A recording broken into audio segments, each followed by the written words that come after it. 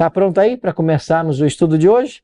Pegue então sua Bíblia e se junte a nós nesse momento de estudo. Chegamos à nossa terceira parte do tema, o decreto dominical. Já vimos aqui que dois poderes vão se unir para promulgar esse decreto. Esses dois poderes aparecem em Apocalipse capítulo 13.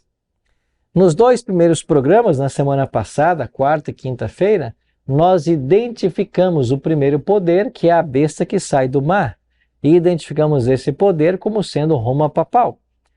Bom, isso não foi descoberta desses dias, né? Isso já havia sido dito lá no século XVIII por Isaac Newton e no século XVI por Martim Lutero, entre outros estudiosos que afirmam o que nós estamos falando.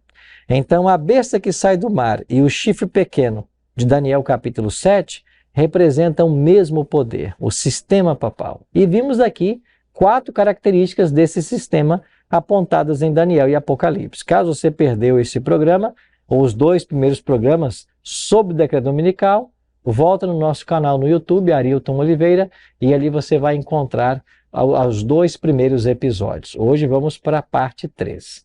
Hoje vamos entender, falando dessas 2 bestas de Apocalipse 13, vamos procurar hoje compreender esta besta que sai da terra. A besta que sai do mar nós já identificamos. Hoje o nosso desafio é identificar a besta que sai da terra e entender como esses 2 poderes vão se unir para a promulgação de um decreto dominical. Mas antes de começarmos o estudo, a gente não começa sem fazer uma oração. Vamos orar, pedindo a bênção de Deus para o estudo? Nosso Pai querido, muito obrigado por estarmos juntos mais uma vez para estudarmos a Tua Palavra. Suplicamos que o Teu bom e Santo Espírito esteja ao nosso lado e que nós possamos ter a mente aberta para a compreensão e o coração aberto para a aceitação da Tua vontade. É a nossa oração, em nome de Jesus. Amém. Muito obrigado por ter orado comigo. Pegue sua Bíblia. Vamos então para Apocalipse capítulo 13. Hoje, verso 11 em diante, identificando a besta que sai da terra. Apocalipse 13, 11 diz assim: Vi ainda outra besta emergir da terra. Possuía 2 chifres, parecendo cordeiro, mas falava como dragão. João agora vê uma segunda besta, um segundo animal. O primeiro havia surgido das águas, do mar. E em Apocalipse 17, 15, é dito que as águas representam povos, nações, multidões e línguas. Se o segundo animal surge da terra, então a gente, por contraste, entende que é um poder que se levantaria de um local pouco povoado. O papado surge naquilo que viria a ser a Europa, no Velho Mundo, no local onde estava a população aglomerada. Já a segunda besta, ela vai surgir num local pouco povoado. Que poder é esse que se levanta nesse local pouco povoado? Segundo detalhe, esta besta que emerge da terra, ela possuía 2 chifres, parecendo cordeiro, mas falava como dragão. Que poder representa esse na profecia? Pois bem, vários estudiosos têm apontado os Estados Unidos da América do Norte como sendo o cumprimento dessa profecia. Mas por que os Estados Unidos da América do Norte? Bom, primeiro foi uma nação que começou num local pouco povoado. Eu vou falar um pouquinho para você do início da colonização dos Estados Unidos. Mas é uma nação que já nasceu pregando a liberdade civil e a liberdade religiosa, pregando a separação da igreja e do Estado. Inclusive, o lema dos pais peregrinos era um Estado sem rei e uma igreja sem papa. Então, essa divisão estava muito clara. Bom, vamos voltar um pouquinho então na história. Vamos voltar ao ano de 1620. Eu tive a chance de visitar algumas vezes já ali a Plymouth, a cidade de Plymouth, em Massachusetts, nos Estados Unidos. Foi ali onde tudo começou. no mês de novembro de 1620, aportou ali o Mayflower, aquele barco que havia saído lá da Inglaterra e viajado através do Atlântico, trazendo cerca de 100 pessoas a bordo. Os pais peregrinos, como eles são chamados. E quando o barco aportou ali em 1620, o local foi marcado com uma pedra. Aqui na fotografia ela está cunhado nela 1620. Então ali está essa pedra e isso lhe indica o local onde o barco ancorou. Começou então a colonização da primeira das colônias, né? Massachusetts. E ali a cidade de Plymouth. Inclusive, se você vai lá hoje, tem o Plymouth Plantation. É um local, uma vila, onde você pode visitar e ver os Estados Unidos, né, como era no início da sua colonização. Pois bem, esses peregrinos que ali chegaram, eles estavam vindo das perseguições papais da Europa. Os pais peregrinos chegaram ali porque eles estavam fugindo das perseguições papais da Europa. E eles agora começaram a colonizar um novo país. E o lema deles era: um Estado sem rei, uma igreja sem papa. Nós queremos a divisão dos poderes, queremos a separação da igreja do Estado. Aqui você entende porque esta besta, esse animal, possuía 2 chifres. Aqui a ideia é liberdade civil e liberdade religiosa. Mas há um detalhe interessante de Apocalipse 13:11. Esta besta, ela tem aparência de cordeiro. Quem é o cordeiro no Apocalipse? É Jesus. Por 29 vezes ele é apresentado no Apocalipse como cordeiro. Ela tem a aparência de cordeiro, ou seja, a aparência religiosa, mas falava como dragão. E quem é o dragão no Apocalipse? De acordo com o capítulo 12, versos 7 a 9, é Satanás. Então, este poder que tem a aparência religiosa, chegará um momento que ele vai começar a falar como Satanás, começar a falar como dragão. Quando isso vai acontecer? Quando os Estados Unidos começarem a impor leis obrigando as pessoas a seguirem o que ele quer que as pessoas sigam. É aí que nós chegamos ao decreto dominical. Hoje, os Estados Unidos pregam a liberdade religiosa, mas já existe em vários estados norte-americanos uma legislação dominical que impõe um tipo de santidade ao primeiro dia da semana. Um dia que deve ser reservado para o descanso, para a família. E isto vai num crescente até tornar-se uma lei, como nós veremos no programa de hoje. Então, este país que começou lá em 1620, tendo como base a separação da igreja do Estado, faria o quê? Verso 12. Exerce toda a autoridade da primeira besta na sua presença e faz com que a terra e os seus habitantes adorem a primeira besta, cuja ferida mortal fora curada. Veja, o Apocalipse 13:12 está dizendo que os Estados Unidos vai levar os habitantes da terra a adorar a primeira besta. Quem é a primeira besta?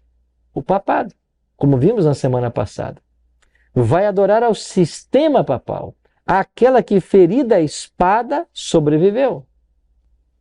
Você vai se lembrar que este ferir a espada tem a ver com a prisão do Papa Pio VI, ocorrida em fevereiro de 1798.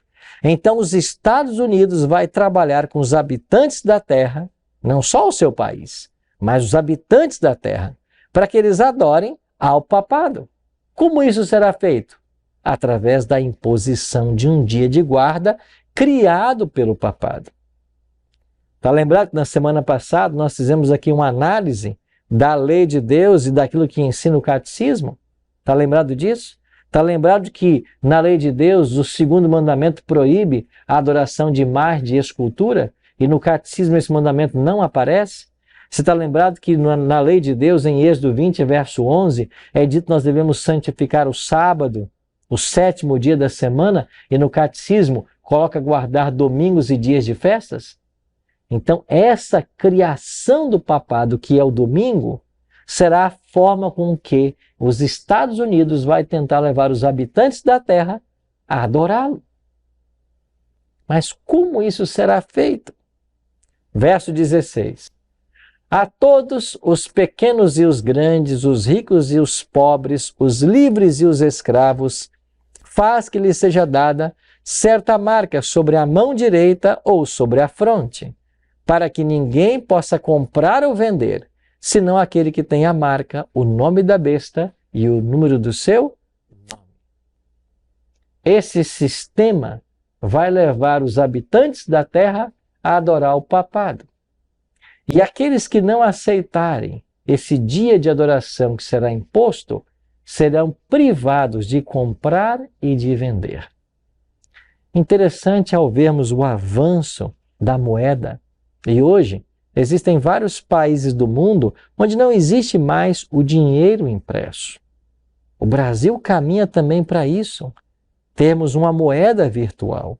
E se há uma moeda virtual, as formas de controle são muito mais exatas, são muito mais prontas. E é assim que as pessoas poderão ser impedidas de comprar ou vender, uma vez que as lideranças governamentais terão controle sobre o capital das pessoas. Ou seja, um dia de guarda será colocado, domingo, como um dia obrigatório de ser santificado. E aqueles que não aceitarem esse dia não poderão comprar e nem vender. Você percebe que há aqui uma profecia interessantíssima para nós pensarmos? Em nosso último programa da semana passada, eu falei para vocês sobre essa tese doutoral de Samuel Bacchiocchi que eu seguro em minhas mãos. Essa tese doutoral, defendida na Pontifícia Universidade Gregoriana de Roma, é uma prova, é um documento de que a mudança do sábado para o domingo foi feita pela Igreja Romana. A Igreja Romana nunca escondeu isso. Pelo contrário, ela se vangloria de ter feito essa mudança. Samuel Bacchiocchi, ao defender essa tese na década de 1970, e recebe nessa tese o imprimato do Vaticano, o Vaticano está dizendo o que esse homem disse nessa tese é verdade. Do sábado para o domingo, from Sabbath to Sunday. Aqui nesse documento, Dr. Samuel Bacchiocchi, falecido há alguns anos atrás, ele mostra como que lentamente o domingo foi tomando o lugar do sábado na história da igreja cristã. E hoje, quando qualquer religião, qualquer igreja santifica o domingo ao invés do sábado, não está seguindo a Bíblia, está seguindo as pegadas de Roma. Porque você não encontra nem no Antigo nem no Novo Testamento um único verso para comprovar a santidade do domingo. Você não encontra. Mas desde Gênesis capítulo 2, você já tem o sábado sendo apontado como um dia a ser santificado. Até Apocalipse capítulo 12, quando diz que a igreja remanescente do tempo do fim, ela guarda os mandamentos de Deus. A lei de Deus sempre esteve em vigência, mas Deus, em sua onisciência, já havia dito no 4º mandamento: lembra-te do dia de sábado para o santificar. Êxodo 20, verso 8. Por que lembra-te? Porque Deus sabia que a humanidade se esqueceria desse mandamento. E o que vai acontecer agora? O domingo voltará à cena. Isso não começou agora, como nós estamos vendo por essa tese. Se nós voltarmos ao ano 321, lá no 4º século, você vai encontrar o primeiro decreto dominical da história. E sabe quem o promulgou? O imperador Constantino. E aqui está o documento. Devem os magistrados e as pessoas residentes nas cidades repousar e todas as oficinas ser fechadas no venerável dia do sol. aos que residem no campo, porém, permita-se-o entregarem-se livremente aos mistérios da sua lavoura, porque é muito frequente não haver dia mais apropriado para se proceder à semeadura de cereais e ao plantio de vinhas. Tememos que, pela negligência do momento apropriado para tais operações, as bênçãos celestiais sejam perdidas. Aqui está o primeiro decreto dominical da história. Todas as oficinas devem ser fechadas e os residentes das cidades repousarem no venerável dia do sol. Sunday, o dia do sol, o domingo. Você entende como que a profecia se cumpre no caminhar da história? O imperador romano baixando um decreto, santificando agora o primeiro dia da semana. E lentamente a igreja romana foi dando braços, foi dando mãos ao paganismo. E ao invés da igreja evangelizar os pagãos paganizaram a igreja. Dogmas, tradições que nenhum fundamento bíblico tem, vieram parar dentro da igreja. Entre eles, a guarda do domingo. Um outro detalhe. Cristo disse em Mateus 5, 17 e 18: Não penseis que vim revogar a lei ou os profetas. Não vim para revogar, vim para cumprir. Porque em verdade vos digo, até que o céu e a terra passem, nenhum io ou tio jamais passará da lei, até que tudo se cumpra. Jesus foi claro em Mateus 5, 17 e 18. Não penseis que vim mudar a lei ou os profetas. Jesus não veio mudar a lei. Pelo contrário, a Bíblia ensina que ele guardava o sábado. Olhe para Lucas capítulo 4, verso 16, Lucas 4, 31, João 14, 15. São textos que dizem que Jesus guardava o sábado. São textos que dizem que ele disse: eu guardo os mandamentos de meu Pai e no seu amor permaneço. Cristo nunca quebrou um sábado, pois se ele tivesse quebrado um único sábado, ele teria pecado. E se ele tivesse pecado, ele também precisaria de um Salvador. Mas como ele nunca pecou, ele pode ser o nosso Salvador. É lógico que ele guardou todos os sábados da sua vida. Então esta mudança estava profetizada. Vimos na semana passada textos como Daniel 7, 25, Daniel 8, 12. A lei de Deus seria quebrada, a mentira iria prosperar, a verdade seria lançada por terra. E não é exatamente isso que nós estamos vendo hoje no mundo religioso? A mentira prosperando, as pessoas defendendo o domingo sem um único texto da Bíblia, as pessoas atacando o sábado. Interessante. Quando as pessoas querem atacar o sábado, elas atacam a lei de Deus. Mas se você conversar com qualquer cristão, com qualquer crente e perguntar, escuta, a lei de Deus está em vigência ou não? Eles vão dizer que ela está. E se você perguntar, escuta, matar é pecado, roubar é pecado, adulterar é pecado, todos dirão que é. E por que quebrar o sábado não é pecado? Você entende a lógica do raciocínio? Tudo é pecado, menos o sábado, que agora pode ser quebrado. Pode, com a autoridade de quem? Não de Cristo. Porque ele disse que ele não veio mudar. Agora, meus amigos, a profecia fala que haverá uma união dos dois poderes. Vaticano e Casa Branca. Papado e os Estados Unidos da América do Norte. Eles vão se unir. Se unir para a imposição de um decreto dominical. E nós já começamos isso há muitos anos. Aqui está um documento do Papa Francisco. Esse que você tem na tela. É a Carta Apostólica Dies Domini, do Sumo Pontífice João Paulo II, sobre a santificação do domingo. E eu tenho aqui um exemplar dela. Carta Apostólica, escrita pelo Papa João Paulo II ao episcopado, ao clero e aos fiéis da Igreja Católica sobre a santificação do domingo. Vou mostrar para você aqui, ó. Esse é um documento papal. E olha o que diz esse documento papal, na página 20 e 21. Passagem do sábado para o domingo. Papa João Paulo II está dizendo: por essa dependência essencial que o terceiro mandamento tem da memória das obras salvíficas de Deus, terceiro mandamento? Bom, na Bíblia é o quarto. Mas como eles excluíram o segundo mandamento, aí o quarto, que falava do dia de guarda, virou o terceiro agora. O terceiro mandamento.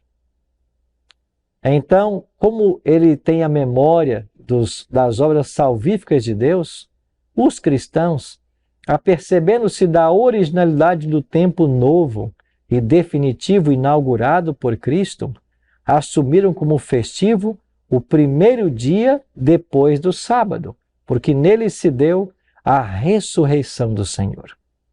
E aqui está todo o embasamento teológico que a igreja procura usar para defender a santidade do domingo. É porque Jesus ressuscitou nesse dia. Mas quem disse que porque ele ressuscitou, o dia agora é santo? Ele não disse isso. Os apóstolos não disseram. Mas a igreja romana está dizendo.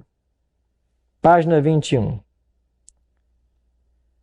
Do sábado passa-se ao primeiro dia depois do sábado. Do sétimo dia passa-se ao primeiro dia. E o dies Domini torna-se o dies Christi. Com que autoridade eles fazem isso? Não divina. Mas é isso que ensinou o Papa João Paulo II. Agora, o Papa Francisco. Eu tenho aqui uma outra carta apostólica. Laudato Si. Louvado sejas. Sobre o cuidado da casa comum. E esse documento do Papa Francisco, essa encíclica, tem a ver com o cuidado do nosso planeta. Mas aqui, no capítulo 2, na seção 71, ou no capítulo 6, melhor, na seção 237, então, seção 237, que aqui a página são. Deixa eu ver se eu acho que a página acaba não tendo a página, mas é o artigo 237. A participação na Eucaristia é especialmente importante ao domingo. Esse dia, à semelhança do sábado judaico. Peraí, o sábado é dos judeus? Não é esse o argumento que os protestantes usam para dizer que não devem guardar o sábado? Porque ele é dos judeus? É o argumento que a igreja romana usa. O sábado é do judeu? Interessante. Quando você vai para Gênesis capítulo 2, onde Deus diz que ele criou o mundo em 6 dias e descansou no 7º, tinha judeu ali no Éden? Não. Tinha Adão e Eva. O sábado não foi dado para os judeus. O sábado foi dado para a humanidade. E o povo de Israel, e depois os judeus, eles se tornaram os portadores dessa mensagem. Mas sábado não foi criado para eles. Sábado foi criado no Éden. Quando Deus criou o mundo em 6 dias e descansou o 7º, ele deu esse presente para Adão e Eva. Aliás, existem 2 instituições que são presentes de Deus para a humanidade e elas antecedem ao pecado: sábado e casamento, família. Continuando a leitura. A participação na Eucaristia é especialmente importante ao domingo. Esse dia, à semelhança do sábado judaico, é-nos oferecido como dia de cura das relações do ser humano com Deus, consigo mesmo, com os outros e com o mundo. O domingo é o dia da ressurreição, o primeiro dia da nova criação, que tem em suas primícias na humanidade ressuscitada do Senhor. Garantia da transfiguração final de toda a realidade cristã. E ele continua ainda na mesma seção. A lei do repouso semanal impunha abster-se do trabalho no 7º dia. E aqui ele está citando uma Bíblia. E ele cita Êxodo 23, 12. O repouso é uma ampliação do olhar que permite voltar a reconhecer os direitos dos outros. Assim, o dia de descanso, cujo centro é a Eucaristia, Difunde sua luz sobre a semana inteira e encoraja-nos a assumir o cuidado da natureza e dos pobres. Interessante, menciona-se o sábado, mas agora diz que é o domingo. Bom, isso não é surpresa. Não é surpresa para alguém que defende que o Papa tem o poder de interpretar, alterar, mudar as leis divinas. Você percebe como essa questão do decreto dominical vai caminhar? Aos poucos,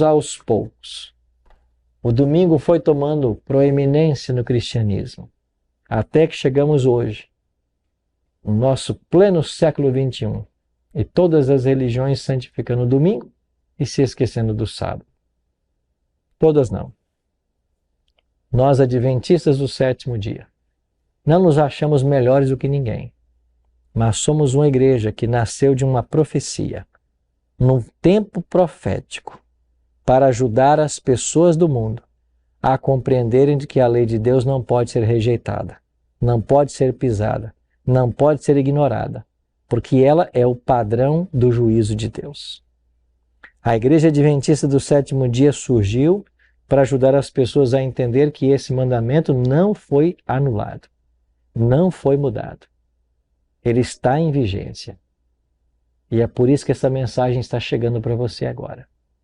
Para que você tenha a oportunidade de se preparar, de tomar decisões sábias, com base na Bíblia, para aquilo que nós estamos aguardando. Pastor, é possível essa aproximação entre Vaticano e Casa Branca? Ela não só é possível, como ela já faz parte da história.